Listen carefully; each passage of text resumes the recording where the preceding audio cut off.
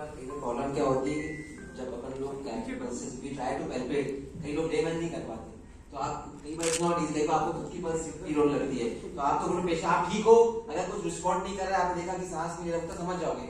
इसमें कई बार time waste हो जाता है, आप नहीं फिर आप देख लो बस रिस्पॉन्ड नहीं कर रहा, आपको समझ में आ गया चेंज हो गया, बोल सांस लेता नहीं कर स्टार्ट सीख गया, क्योंकि वो carat is not easy to calculate, carat कोई लेवल नहीं कर पाता कई बार, तो कई बार आपको खुद की परिस्थिति रोल लगती है, उससे डिले हो जाता है। आप देखिए बिल्कुल कार्डियक अरेस्ट में रिस्पॉन्ड नहीं कर रहा है, कुछ नहीं कर रहा है, यू शुड स्टार्ट सीपीआर। तो आपको ये कैसे देखना है कि पेशेंट अनकॉन्शियस है? शोल्डर्स में हमें उसे टैप करना है, बीच बाकी आप ठीक है, ठीक है, आप ठीक है, उसने जवाब नहीं दिया, कुछ नहीं किया, सांस नहीं हो रहा, बात फटाफट चालू कर दी। इसमें कई बार it is not easy, calculate ही नहीं कर पाते कई लोग। अब सबसे इम्पोर्टेंट जब सीपीआर करना है कार्डियोपल्मोनरी रिससिटेशन में, चेस्ट कंप्रेशन सबसे इम्पोर्टेंट है, तो उसको कैसे करना है? हम हमारा कोई डोमिनेंट हैंड उसका हील हम रखेंगे लोअर स्टर्नम पे, मिडिल ऑफ द चेस्ट पे, चेस्ट के जहां ये चेस्ट का बोन खत्म हो रहा है उसके जस्ट ऊपर, और जो हमारा दूसरा ये जो निपल लाइन है हमारी बॉडी का, ये निपल्स हैं, है ना, और ये गले की हड्डी का अपर पार्ट है, और ये पेट का हड्डी यहाँ से यहाँ तक जाके पेट के ऊपरी हिस्से में खत्म हो जाती है। तो ये जो पेट की हड्डी का जो ऊपरी हिस्सा है, इसके 4 उंगल ऊपर हमारा हाथ रखेंगे, तो 4 उंगल जब रखते हैं तो ये निपल लाइन ही आ जाती है, और सेंटर लाइन में हमको अपने हाथ की हील रखनी है, और हील रख के जैसे वो डेमोन्स्ट्रेट कर, हील को कैसे रखना है ये देखिए। हील हम लोअर पार्ट पे रखेंगे, दूसरे हाथ से हम उसे इंटरलॉक करेंगे, और हमें ये ध्यान रखना है कि जो हमारे हाथ है, जो एल्बोज है, वो लॉक्ड रहे।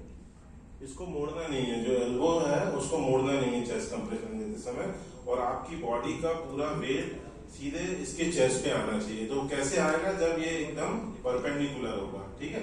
तो अपने हाथ को फलक्रम बनाना है, माने इस चीज पे आपको झूलना है पूरी बॉडी का वेट देके, देखिए। और साथ साथ में आपको कंप्रेशन देना भी है, 1 मिनट में आपको 100 से 120 कंप्रेशन देने हैं। तो इसका सबसे सही तरीका होता है 1 2 1 2 1 2 1 2 1 2 1, ठीक है।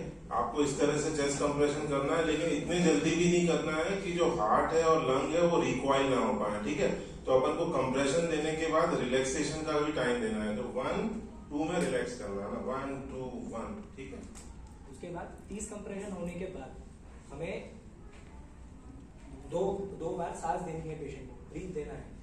माउथ टू माउथ होता है, लेकिन वो सिर्फ क्लोज रिलेटिव्स और उनके लिए ही है।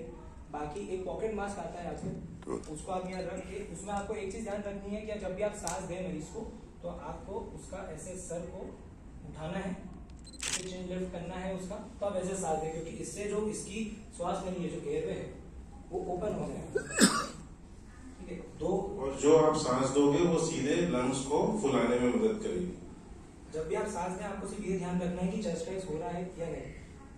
2 बार आपको सांस देने के बाद, और आपको सांस भी तेज नहीं, धीरे धीरे, या तो आप ऐसे करके दे सकते हैं। और जब भी आप सांस दोगे तो आपको चेस्ट राइज देखना है, मतलब जो आप सांस दे रहे हो उससे चेस्ट राइज हो रहा है। कई बार क्या होता है माउथ टू माउथ देने में काफी लोग तो कंप्रेशन ओनली सीपीआर भी इफेक्टिव होता है, मतलब सिर्फ कंप्रेस कर रहे वो भी इफेक्टिव हो जाएगा। माउथ टू माउथ नहीं भी करोगे तो कोई माउथ टू माउथ अनजान आदमी को कोई भी नहीं कर सकता, सबको आ होता है। तो only compression only CPR is always वो ज्यादा बेटर होता है। हमें 100 से 120 कंप्रेशन देने हैं 1 मिनट में, और 2 मिनट मिनिमम 5 साइकिल या 2 मिनट के बाद फिर हमें एक बार और उसके पल्सेशन देखने हैं, कैरोटिड पल्सेशन जो हमको एक बार और देखना है, फिर असेस करना है, और वो 10 सेकंड से ज्यादा नहीं। ठीक है, तो अब अपना सीक्वेंस क्या होगा? सबसे पहले आपने किसी अनकॉन्शियस पेशेंट को देखा और उसको एक सुरक्षित जगह पे ले गए जहां आप सीपीआर कर सको। सबसे पहले उसको शाउट करके बोलना है कि आर यू ऑल राइट। फिर आपके साथ जो है उससे बोलना है कॉल फॉर हेल्प, की हेल्प बुला।